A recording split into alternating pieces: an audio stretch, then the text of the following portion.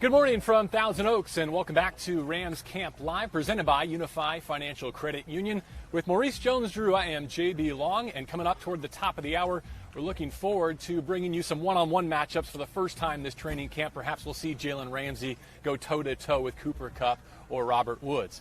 We want to start by talking about a different receiver, as Sean McVay and Jared Goff were available to the media for the first time in a while yesterday, and both of them said that Van Jefferson, the drafted receiver out of Florida, has been performing well so far, even though on the depth chart he's technically behind those three others, Woods, Kupp, and Josh Reynolds. Well, that's no surprise to me. When you talk about Van Jefferson and his background, his father being a receiver coach in the NFL, him being around the NFL for a long time, Nate Burleson, one of my good friends at the NFL Network, says that he was their ball boy, and he was like learning routes and understanding the dynamics. So to him to come out here and have that route running policy and that understanding of an offense makes sense, and that makes you play faster than most rookies. But when you watch his tape and you watch how he attacks the ball, you watch how he runs routes, how he runs past guys, you know he had the physical attributes, and you pair that with obviously the mental game, it's what you expected when he came out here. Yesterday in Pat, for the first time, what I saw was the speed we had been promised. Because of an injury, Mo, he didn't run the 40 in Indianapolis. So I think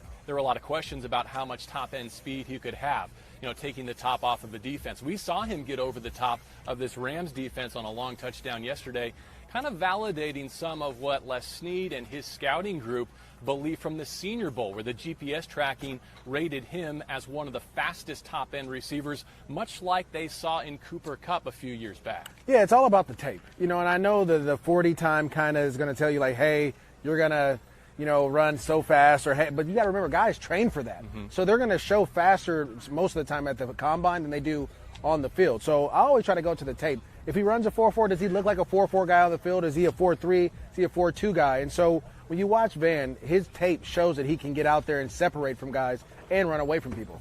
On the other side of the football, we've seen the ball skills of this Brandon Staley secondary on display. And, you do it in shorts, that's one thing. You do it in helmets, that's another. In full pads yesterday, once again, they were creating picks off of Goff and also of Wolford.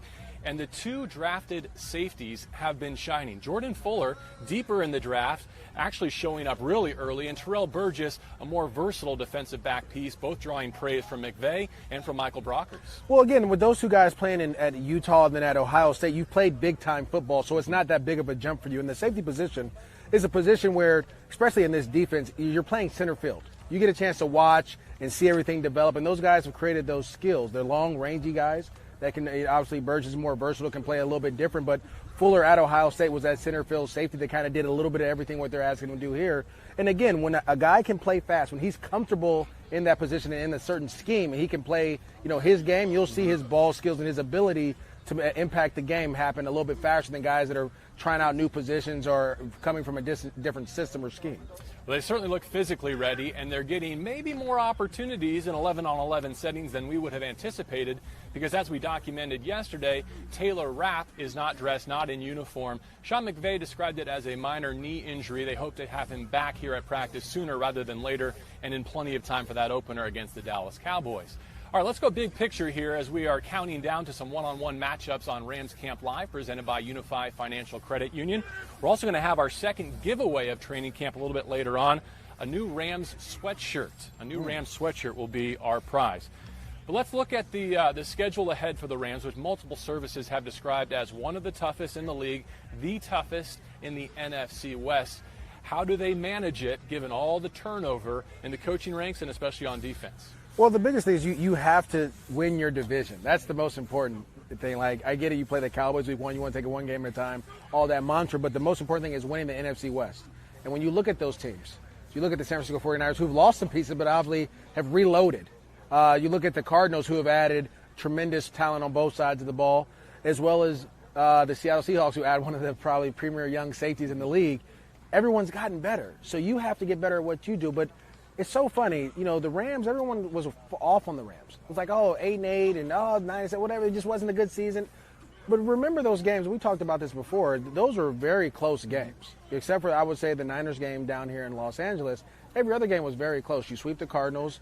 You go with the Seahawks, you have your back and forth. And then obviously with the Niners up there, you had a chance to win it. So They're closer, and then if you can get these young rookies, these new players acclimated to the system, the scheme, and the understanding what you want to do, both offensively and defensively, you can impact the game and win some of these games. So it's going to be a while before we see that first NFC West matchup on the schedule this year. But I like the point you make that even though it may feel like the Rams are behind the Seahawks and the Niners because of the standings last year, there was a very real scenario where they win 5 out of those 6 division games. Sean McVay's never lost to the Arizona Cardinals, even though they're on the rise. With a made field goal on Thursday Night Football at Seattle, you likely sweep the Seahawks. And were it not for a pick 6 before the half at Levi's Stadium and a couple of blown 3rd and 16 assignments on defense, you might have split late in the season with the San Francisco 49ers. So Sean McVay and his group are going through a little bit of an install here. Why don't we preview the Dallas Cowboys Week 1 matchup? Way too early? Sure, why not? But we're looking forward to the first game at SoFi Stadium, and we're also looking forward to getting some one-on-one drills here at Rams Camp in just a moment. What do you make of what the Cowboys have done both through free agency and with a very strong draft in 2020? Again, it seemed like this draft, not many teams didn't get better, right? I mean, this was a very talented draft, a very big free agency, and a lot of teams dove into both and really had some great picks. The Cowboys adding, obviously, CeeDee Lamb and wide receiver is going to help that trio. That's going to challenge the Rams because that third corner is going to have to lock up with the number 1 wide receiver. Yes, he may be a rookie, but he's still very skilled and talented. Meanwhile, still having to stop Ezekiel Elliott in the backfield and Dak Prescott with his running ability. So the Cowboys are going to give you, from a Rams defensive standpoint, some issues. But you have Jalen Ramsey, you have Aaron Donald, you should be able to handle. And remember what happened last year.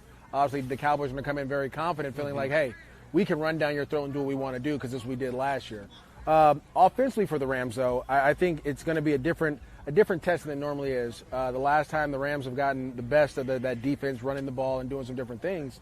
But you had Everson Griffin. Obviously, you have DeMarcus Lawrence. You have those linebackers who are more seasoned, and they're not rookies. They're not young. And so it's going to be a different task because you don't know what defense they're going to run, right? You don't understand what Mike Nolan's defense is going to be. So you have to come in and you have to really simplify your playbook, know the plays that you can do very well against whatever defense they want to put out there, and play fast. I think the whole mantra this season, or to be honest, every team has a motto. It should be play fast for this year because it's been such a unorthodox season with no off season. The training camp has been iffy. Just go out there and play fast and get your guys going. If you watch Hard Knocks last night, episode 2 featuring your Los Angeles Rams, right off the top of that program, you heard Sean McVay talking about self-inflicted wounds, right? And how the pre-snap penalties are going to be a dominant storyline in the month of September, and just how much he's stressing what you're talking about here in training camp. Oh, yeah. Again, anytime that you have, I mean, it doesn't matter if it was 2020, 2019, 2021, early part of the year you're going to have, holding penalties because guys aren't used to it, even though you have a preseason, those type of things. But it's going to be more important now because you're going to have a lot of young players playing early. And so you want to make sure those guys understand. And yes, it may not be what you want to go out there as a coach, but that's part of coaching, is coaching towards your players. So, if you have Van Jefferson out there, who we talked about earlier in our broadcast, I'm not going to have him running every route in the route. Okay, he likes these 5 routes. Let's get him on those 5. Let's get him going really well. Okay, we know Cooper Kupp understands what he's doing. Robert Woods understands what he's doing. Okay, we have some young running backs. Okay, let's make sure the protections that they're having are, like Sean said on Hard Knocks, 2-jet, 3-jet, the simple protection so that they know what they're doing. They can play fast. How about in terms of ball security? And I would love it if you would tell your rookie story of playing for Jack Del Rio in Jacksonville. Cam Akers is not going to take a true hit necessarily from an NFL defense until the Cowboys show up in Englewood. How would you go about preparing for what's ahead? Well, I've always been very particular about rookies, and even when I was playing guys that, you're coming from college football where they don't necessarily attack the ball as much as they do in the NFL, and you have to get used to that. And so the story you're talking about, I think Jack just thought I was soft because I went to UCLA and he went to SC. But we were in the middle of a practice. It might have been, second week of pads or maybe first week of pads. And he's like, hey, all right, give me 32 at running back. We're going to go live goal line. And we're going to have 6 plays. And I'm going against the first defense. And at that time, the Jaguars defense was ranked 5th or 6th in the league. And he was like, I want to see what you can do. I want to see if you can handle these type of situations. And so we go out there. I score the first one. I was excited. I was talking trash. Second, third, fourth, fifth, sixth one, I got shut down. So I got humbled very quickly, but I didn't fumble the ball. And after that, he was like, okay, I just wanted to make sure that, that you could hold on to the ball in those crucial situations, because we're going to have to count on you along the way. And it's always something to get your guys prepared for what's going to happen down the road. Like, understand that, yeah, this training camp, you may not want to tackle a little bit, but 23 is going to have to get hit. He hasn't been hit in the NFL yet, so he needs to get that first hit and get that out of the way so you can go on and play. With Maurice Jones-Drew, I'm JB Long, and this is Rams Camp Live, presented by Unify Financial Credit Union. I think the question on social media I've gotten more than any other, strangely, is about the kick return game. Ooh. And how do you allocate your resources on punt return and kick return? Just to put a couple of names out there that we've seen working out in those roles here in Rams Camp, even just in kick return today, I think you see Darrell Henderson as a likely candidate, David Long Jr., John Kelly, if he's fortunate to make the roster as a fourth running back. And then punt return, I think you can go a lot of different directions. You likely have Simba Webster, who right now would be slotted as your fifth receiver and has played teams for you already in the National Football League. But then really it's a question of how many roster spots do you want to devote to a specialist? Do you want to go the JoJo Natson route where you have a devoted kick and punt returner? Or do you want to mix and match based on your other personnel groupings for a given week? Yeah, I've always been a big fan of the mixing and matching, because I need guys that are in the game, in the flow of the game. When you're returning kicks and punts, you have to understand all that, right? So you have to understand the game and how it's going. Sometimes as a punt returner or a kickoff returner, if that's just your job, you're just out there like, look, I'm going to get it. I'm going to have ball security. I'm going to try to take it to the house. So even if it means using Cooper Kupp or Robert Woods or maybe even Jalen Ramsey to field a punt, you would rather have that extra roster spot available for Brandon Staley and his defensive matchups than having a devoted punt return. Or for your offense, if you needed an extra tight end to be up that day or whatever it may be, I'd rather use that. And then also, like Cooper Kupp, I mean, let's be honest, like he's still one of the top punt return guys on this team and probably in the league if he gets that opportunity to do it. All right, let's step aside ourselves and give you a chance to observe some of the one-on-ones for the first time in this Rams Camp Live.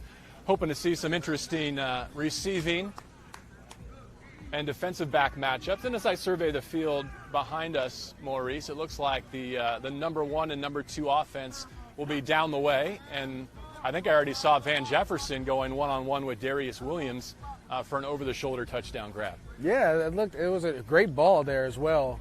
I'm going to slide over.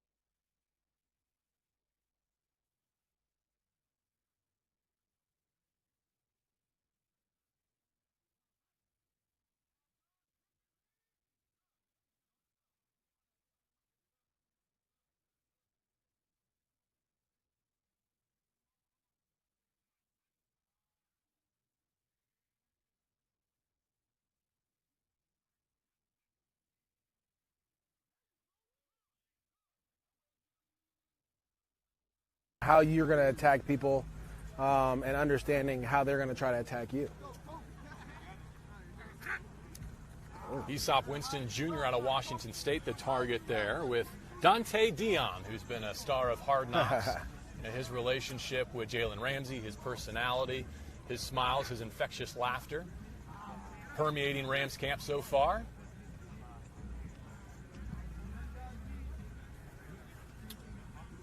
All right, and as we leave the skill group to move a little closer to home and take a look at the one-on-one matchups featuring the offensive line and the pass rush, you may have just seen your first look at 52 and white Terrell Lewis out of Alabama. JB, I have been telling people this whole time about Terrell Lewis.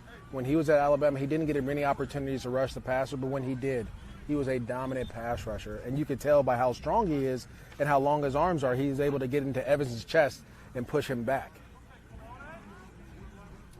Jeremiah Colonna holding his ground there against the pass rush of Eric Banks.